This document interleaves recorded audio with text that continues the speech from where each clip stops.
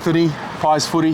Says, pleasure. Welcome to the Blue Abroad YouTube channel, mate. I feel like there's a few narratives going into this game. A few narratives. Maybe from a Collingwood's perspective, we talk about Scott Pendlebury, but then obviously on the other end is not vindication for you guys, I wouldn't say. I think you guys are definitely in a very auspicious position, but you just need to get back on the bandwagon wins-wise and find your way in finals and go from there. Yeah, I mean, depends how you look at it. Maybe let's break this down. Let's do. So, I'm not willing to write off the champs until they're written off completely, but I've been tuning into you a little bit, and I've noticed a little bit of panic has crept in. Is it over? Or are you just emotionally sensitive? And I mean, we do it as well. Yeah. We've had a bad month, and some supporters are saying like, season's over. We're not going to win a game for the rest of the year. So it's not over. I don't think it's over. I still think you're on death's door though.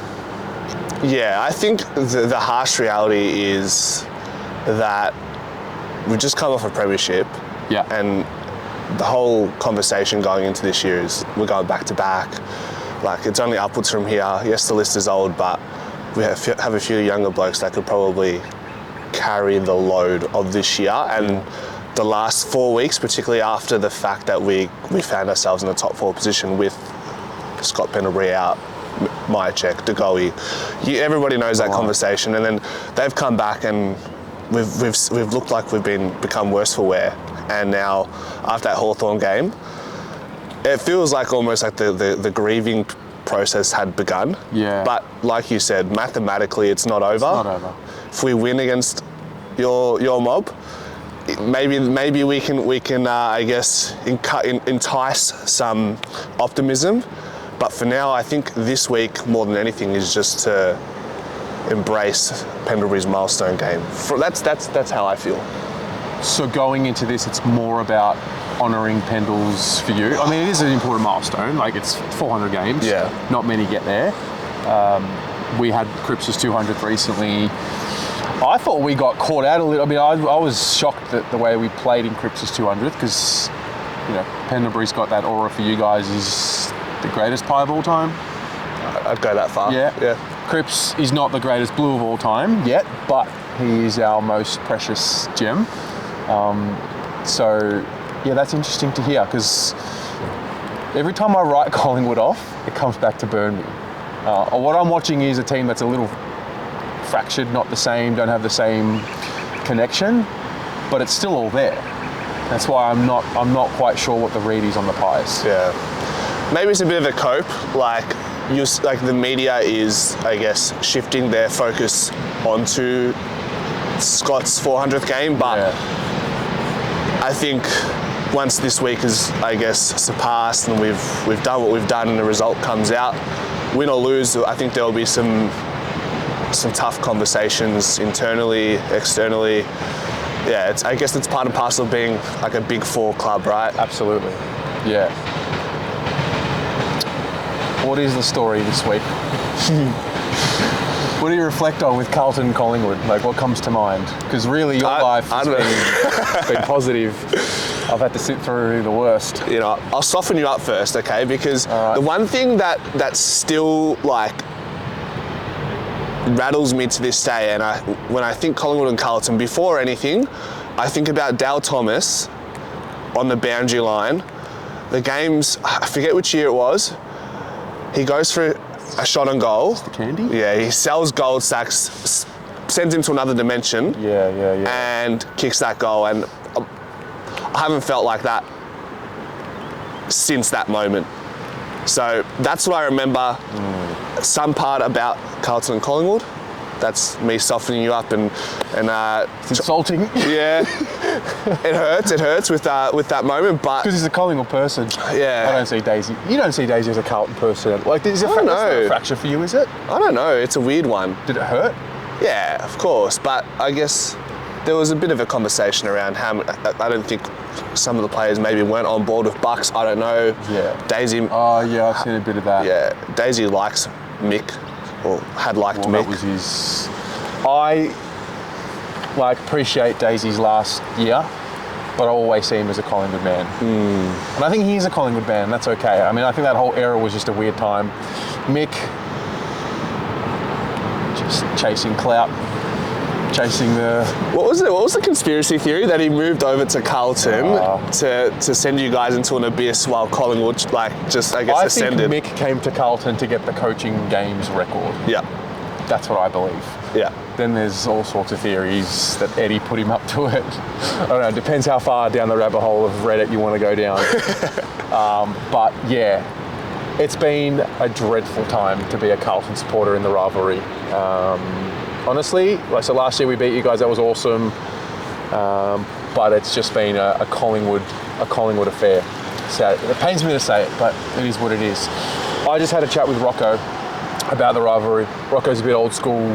He's probably seen the best of the Carlton-Collingwood rivalry from a Carlton perspective. Sure. But what does it mean to you, if anything? Like, is it something? I don't know if people are going to like this. No, be honest, mate. Look, I love the rivalry. Yeah. For sure, and there is an allure to it leading into the games, and there's that energy around the game. It's just another game. No, right? I'm with you. You feel it in the crowd. Yeah. There's tension because there's a tension in the fan base, but we haven't played in finals. We haven't played in meaningful games. Rocco's been to finals where we've played against each other and lost and won, whatever. So I do feel this generation, like, it's kind of like a passed down rivalry. It's real and it's like a derby, but I do think you're 5-1 in grand finals against us, if I'm not mistaken. So And we also are the reason that Collingwood exists. You know that, right? Take me down. So, have I got it here somewhere? The establishment? Yeah, there we go. The VFL. So in the VFA, what happened was you needed to have a certain amount of games scheduled to enter the league. Now the Pies, it's a struggle to count and do basic things. So you had one less game than what you were supposed to scheduled. Yeah. So Carlton did you a favour, and we changed one of our matches and rescheduled it so we could play you guys to give you enough games scheduled so you could enter the league at the time. So this was early days. So, and that was the inception. That was the inception. You probably would have come into the league the year after, to be fair. But leave that part out. So I like to think, I think Carlton, Collingwood and Essendon, there's a lot of similarities. We just obviously have this tribal, different colours, different stories. So, I do love the spectacle though. I love going to Carlton, Collingwood games and just feeling what's in the crowd. It's special, isn't it? Generational tension. Yeah. It's an interesting one. What are you looking forward to about the game from a Carlton perspective? Just get back on track. Yep. Yeah. So we've had a bit of a dip. I believe it's just like it happens, ebbs and flows of the year. Still bullish on what we're capable of. I think we're missing a bit of spark, missing that collective spirit a little bit at the moment. And I don't know if it's gone for a little bit. We're playing in patches, we're playing in quarters. How was the contrast from that Port first half versus second half? Chalk and cheese. Yeah. Totally different. We were dominant in the second quarter, even though Port were dominating the stats that make us who we are. I thought we were punishing them on the scoreboard, which is the most important thing. But, I don't know. What do you see about Carlton from the outside looking in? I think I was watching the game at a restaurant for some part, and I go to my mate who's a Carlton supporter. I go, mate, like, you guys play like this, and you hit the scoreboard the way you do. You're the blue flaggers. You're not the blue bags. You're the blue flaggers this year. Well, yeah. And then I go home to watch the second half, and it's capitulation, unfortunately, which must be frustrating. Definitely, yeah. When you lose key plays in the air, we are an aerial team. H-Mac? Yeah, H-Mac. Yep. I mean, TDK's out for the year. Of course. You lose him in a week. Everyone's banged up, sore. I believe the difference is the fact that we had a bit of a cushion. Top two was there. Whereas Port, and even if you go back to the Giants, if you go back to the Dogs, they were all sort of out of the eight, a bit more desperate. Like when you're knocking on your season's death's door, you're always going to be more hungry. That's what I think we're going to get from Collingwood this week, because you are one loss away from mathematically it being completely done. That's it. So and then there's the Pendlebury factor. So I think we're going to get a really fired up Collingwood with a fired up crowd and a hostile environment. So I kind of think it's good for the group. They'll be drowned out, lots of noise against them, and I think they realise they've only really got each other out there. So, yeah. How do you feel this year, based on performances versus where you were last year at this time of the year? I think we're a more well-rounded team. I think last year, too inconsistent, lost 8 of 9, then went on that magic run.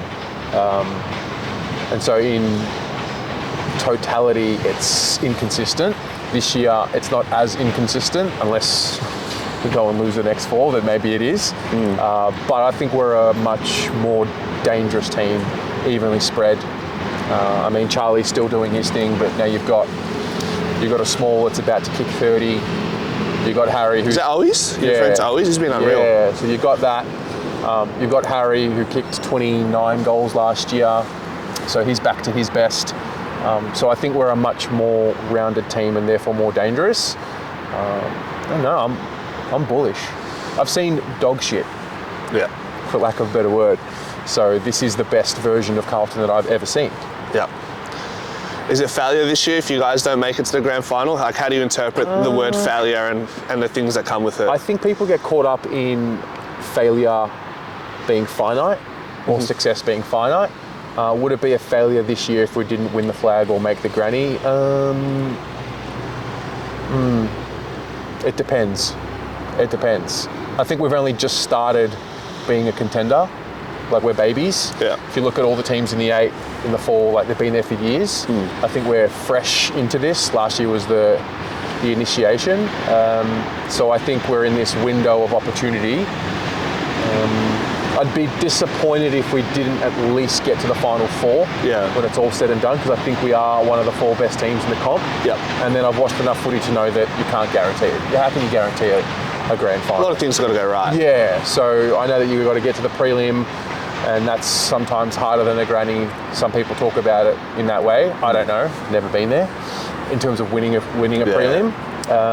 So a lot has to go right, got to get lucky, and Speaking of, can you touch on this luck narrative?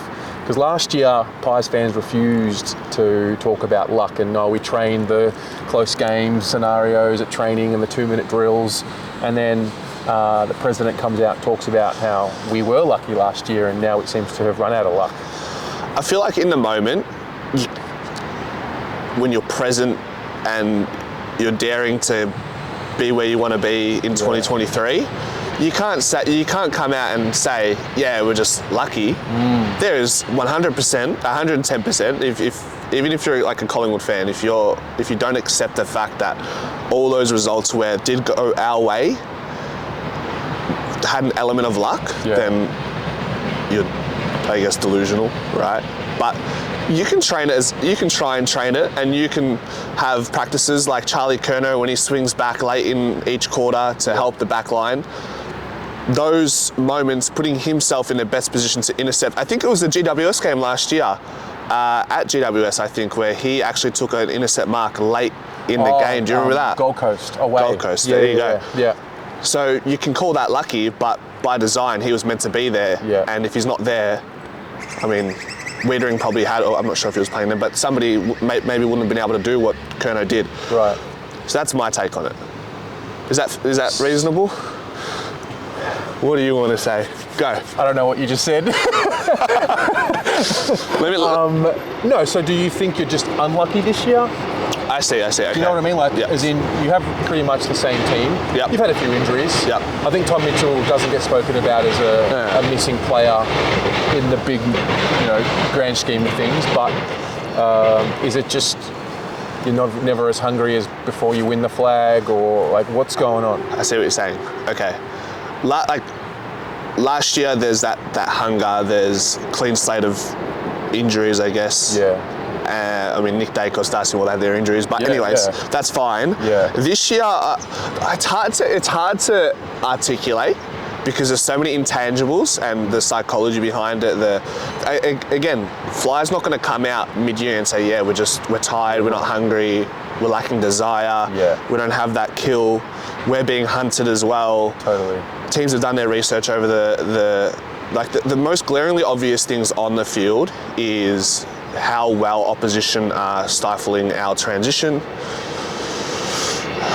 They're able to move the ball very easily against us, and then there's the injuries. Yeah. It's a lot of things. Mate, winning a game of footy is hard, let alone winning a flag. Yeah. And I think backing it up is incredibly difficult. I understand that. I think also the hunter thing, I'm starting to see a little bit of it, not to say that we're the standard in the league and people are hunting us, but I think for us, we're not respected in the league. We were kind of pitied for a long time. I think last year was the first time we actually earned like a level of respect. Sure. And I think we are struggling to deal with, we put ourselves in this position, top 2 for quite some time, and then it's like, oh, well, we've got this cushion. We've never really had it. So being able to keep pushing when you put yourself in a great position is a big challenge for us. But I guess for you guys, like everyone around the league at the end of last season was putting together a game plan based on what you did. Yep. And you look at us, like we're trying to build this turnover game this year. Yep. You guys in transition it was lethal. But there was also this, I don't know how to explain it other than just this intangible belief. There was this connection with one another and this synergy. Yep. And 1 or 2 pieces don't go your way and it kind of fractures. Yep. I don't think you're a fractured group that don't love each other like you did last year. I just think, I don't know, it's different circumstances this year, you know? Yep, it's interesting. Fly's tried to make changes. Josh Dacos moved to the half-back flank against Richmond. We'll see how that goes against a side that defends and plays a high turnover game and forces opposition into those positions. So we'll see how that plays out. How does this weekend play out? They're not going to like this, but I'm not much of a prediction guy. No, as in like what? Okay, so what are you looking forward to? But Collingwood win by 12 goals. Why? Why? What do I? You know what? This is a good question because I haven't thought about it because I've just been like taking it day by day. But what do I think about where this game goes on the weekend? Because I haven't done my preview either, so I haven't. I'm going to say it's going to be a close game. I think it's going to be high octane from the start. Yeah. Tensions are going to be flowing, and I think we're going to welcome that. Yeah. We're going to love that, both sides. Yeah. It'll be a contested game. It's going to feel like it's finals like. Yeah. I think Collingwood will win by 120 points. Fair. Fair. Are you a free kick Kerno merchant? No. So here's the thing, right? Kerno puts himself in really good positions one-on-one, and there's been a couple games where Darcy Moore has panicked with Kerno in great positions. So I actually respect the forward craft of Kerno, and I don't think he's a merchant. I think he just is strong, puts himself where he needs to be, and that's why he gets the free kicks. Yeah. All right. You didn't want that answer, did you? No, I was just curious. Because I see a lot of commentary around Kerno and his free kicks. Yeah. But I also think that the same people would have him in their team in a heartbeat. 100%. Do you know what I found interesting? Who was your last power forward? I mean, you want a flag and Myercheck was there, so I'm not disrespecting Myercheck. But as in, it just sounds strange to me that Collingwood don't have a big... It was supposed to be our captain. Who? Our captain. Darcy? He was drafted as a power forward. He was. He's kicked a couple bags here and there back in his day. Yeah. So that was the last one. I think it'd be pretty cool if Collingwood had this, like, because you have the club, you have the marketability. I always found it interesting. Travis Cloak, yeah. Not that you need it, because you did what you needed to do last year. You don't just necessarily need a key forward. Yeah. What's next for the Pies? Like, what's on the agenda? Like, what is a pressing need for Collingwood? The problem is there's so many problems. Without trying to sound too pessimistic. Yeah. I think more than anything, Collingwood just need some respite. Like they need the off season. Yeah. Because maybe, and we don't know because we're outside looking in, unfortunately. But maybe the pre-season probably didn't go could have been approached differently. Yeah. As far as something on the field is concerned, I think the need for Thomas McGuan, son of McGuan. Another father-son. Yeah. You guys nailed that. Yeah, love that. Sick. How are you guys? Like, what's that Camperelli situation looking like? Well, they'll be here next year. Okay. I think we've got to be careful. Do you have to give up more than what you were initially planning on? Is that sort of the whole gist of it? Created we've had a bit of a sook as a club. I think there's been an overreaction. Okay. We're going to get them. Yeah. And that's kind of it. I don't think they're going to be as great in their first couple of years as everyone might be making out. Yep. But we'll get them. We haven't had too many father-sons since, well, really, in a while. Jack Silvani's one. We've got a few coming up. But, should be good. We do okay with them. What about Pies Footy? Pies Footy. Talk about YouTube, Pies Footy. You're the new channel on the scene, I would say. Is that sun annoying you? No, I actually like it. Okay. We've been deprived of the sun. True. But I digress. A bit of vitamin D. So, Pies Footy, it's been good. Yeah. Tell us a bit about the start of it. What are you doing?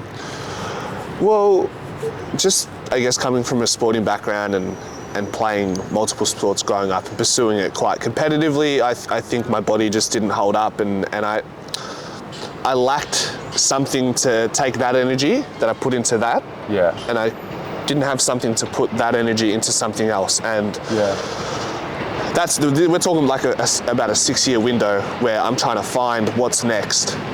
Was it soccer? Was it footy? I tried a couple different things on YouTube. I won't go into that because it's just What yeah. What are you doing? What I do, I did like personal development. Oh, yeah. That's cool. Tried gaming, but disregard. No, I love it. I mean, trying it should be celebrated. Yeah. Yeah. I guess you throw up. What's the saying? You throw up enough wet tissues into the ceiling, one's going to stick, right? You know. Well, you always sit on your ass. No, exactly. Wondering. I always knew there was an endeavour for me down the YouTube pathway. Yeah. I just didn't know what it looked like, and it took a long time. Like 6 years. Like wow. Like there's a lot of soul searching there, and there are moments where you're just sitting down and you're like, when's this thing gonna come? Because you feel like you have more to give to this world. Yeah. And long story short, to get to where I'm at right now, I feel like I have a constitutional right, is that the term? It's my constitution to ensure that I'm pushing out content because people depend on consuming this content, and it's a community now with the live streams, which again, it's something I've really taken from, I guess, your mind and how you're applying these, I guess, methods of videos on your channel. Yeah. And I've created a community that I can't let down. Yeah. And that's what, it doesn't matter how I'm feeling on a day-to-day basis. If I've had a bad day, got to show up. I've got to show up. Yeah, you feel the responsibility. Yeah. That's cool. Yeah. I remember when I started the channel, honestly, when I came home, I was like, I better get home quick because like fan channels are the future. I'm really surprised that there aren't more, if I'm honest. Yeah. I don't know if it's not. I believe there's a need for content out there. Maybe it's just going to start with the big clubs. But I think eventually it'll catch on and then every club will have their own fan TV or fan channel. I think for you guys, really interesting. I mean, when did you first start Pies Footy? Like February this year. Yeah. Wow. So you've grown, like the appetite's there for Collingwood. Yeah. Obviously, I've done lots of work with Swoop Luke. He's been sort of like the standalone channel for a while. So we as Carlton supporters have this, not so much YouTube channels, that's starting, but like podcasts. I've noticed that. Mate, there's literally, heaps going on. Genuinely maybe 25 plus. Some of them have dropped off over the years, but there's so many of them. There's such an appetite to create content. You can't say the same for Collingwood. It's Swoop Luke and Pies Footy, and I don't think there's anything else outside of that. Why? I don't know. What was the light bulb moment of, oh my God, I'm starting a Pies Footy channel? I actually thought about it at the start of last season. Yeah. But you know what happens when you procrastinate and you sit on your hands. Yep. What was the trigger? There is one YouTube channel, and maybe he'll watch this. Ultimate Greatness. He does a lot of like training footage. Yep. And I'm like, you know what? it's a low-hanging fruit. I'm just going to rock up to the ground. It might not be my thing, which it hasn't ended up being, but that's what got my feet wet, I suppose. I started recording the lads, and people, like I said, they have an appetite for this pre-season content that you can't otherwise get if it wasn't for Ultimate Greatness, and myself, Swoop, as well. He goes to trainings quite frequently. So that was the low-hanging fruit to suss it out, and then from there, I just put out a preview video, and I enjoyed it. Yeah. I realized as a Collingwood fan, which is ironic, I thought I was a diehard Collingwood fan, but then once I got myself into this world, I'm like, wow, there's so much more I need to learn and figure out. Did you feel the same? I think I'm feeling, I don't know, I knew I was like really obsessive because I wasn't living in the country and I was still tuning in. That's when I realized it was more than just an interest. I was like, wait, how am I staying in tune with what's going on here in Melbourne with this like puny little sport that only a couple of million people even follow or know about? So I always feel like there's more to learn. I'm only now really starting to tap into the history. Like how about the drafts and all that? Like that's something it's a rabbit hole for me now. Draft, that's Pommy. The draft history? Draft history, I don't mind it. I'm more starting to really tap into the history of the club. I saw that video. 1800s, 1900s. I think I've been a little bit, no, it hasn't really interested me up until recently. I think I'm trying to dig a little deeper into the meaning of the club. And also, I do this series called Carlton People, where I talk to Carlton fans, like how did you become a Carlton supporter? And I think after 100 odd episodes of that, I've started to ask, like, what is it about Carlton that connects you and your generation? So I think I've started to take an interest in the history and the foundations, but I've only really scratched the surface. So yeah, for me, my mission is to document every week until we win the flag. That's kind of the... What about after? We'll worry about that when we get there. Wow, interesting. It's the journey, not the destination. You know, I think I'll always have some version of preview review. I don't know. Can't answer you with certainty because like can't be certain of anything. You know. It's a scary psychology as well. I don't know how much but winning that flag, getting the taste of the fruit, and then afterwards, like how because it's all you've been through it. Been through like Blue Abroad. Has not seen. No, it's the only thing missing. Yes, it's the only thing missing. We've seen finals now. We've seen prelims. We haven't seen a granny. I haven't seen a granny in my life, so there's that. What is the motivating factor for you? Like what drives Pies Footy? What's the fire? Like winning the flag obviously played a pivotal role in further encouraging me to get involved in the YouTube scene. But now that we're unlikely to make the finals, it's like, okay, now I've had to sit down and be like, fuck, like we're not doing well now. What does that mean for the channel? What does that mean for me? Where am I going to get the motivation? After the Hawthorn game, I think I just took a couple of days off, focused on the Pendlebury documentary that I made. But I think it's just trying to find things to cling on a week-to-week basis. So like I said, this week, let's go back to the Richmond game. I just wanted to see some sort of youth or positional changes, and we saw that in that game, which was a positive, and we won. Just to get a win was a win in itself. And then this week is all about Scott Pendlebury, and then we'll worry about next week. Well, you actually have an opportunity to document until Collingwood's next flag. From the beginning. Yes. From the beginning. Such a shame I didn't decide to do it last year, but that's okay. It's in the past. Got to do it the long way, right? Like start fresh, go through a rebuild if it needs to happen. It hopefully doesn't need to happen, but if it happens, it happens, and we're gonna have to do it the Blue Abroad way. That's it, mate. Well, good luck with everything, except this week. Good luck, bro. After this week, good luck with whatever happens, but just not Saturday. Just not Saturday. You had your time early in the year. It's supposed to be 1-1. It's fair. I don't know, I wouldn't mind Nick Dacos waltzing out of a stoppage again to win the game, but I'm sure you would. Amazing. Thanks, bro. Hey, thanks so much for watching this video. Hope you enjoyed it. On your way out, don't forget to like the video, subscribe to the channel if you haven't already, and also go and check out the BA shop. We've got hoodies, t-shirts, AirPods case covers, key rings, water bottles, and of course the BA pin. If you have any questions, feel free to reach out. Thanks again for your support. It really does mean the world. And of course, go Blues.